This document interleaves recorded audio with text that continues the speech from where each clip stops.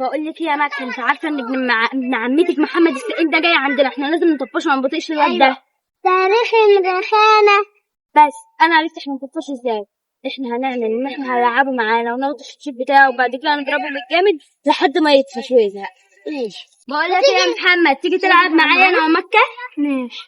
يلا هنلعب لعبة بص، الأحكام. هنلعب لعبة التحديات. اول حاجة انت هتطلع تجيب من الشجرة دي اي حاجة من فوق، ماشي؟ يلا اطلع. الفكرة عشان تبحثها. بس خلاص تعالى، مش عايزين حاجة، لا مش لازم التحدي ده بقى. الشبشب بتاعي ما نعرفش بصراحة. يا عم سيبك من الشبشب دلوقتي، نبقى ندور عليه بعدين. تعالى بس عشان نلعب اللعبة التانية. ما رجليها وجعتني. معلش، احنا هنلعب لعبة مين هيضرب اقوى ضرب. انت اللي هتبقى بتضرب وانا مكان اضرب فيك، وانت تشوف مين اللي بيضرب اقوى، ماشي؟ لا، ما انت تضربوني بالجامد. لا يا محمد، هي دي اللعبة. ماشي. أقوى واحدة مكة.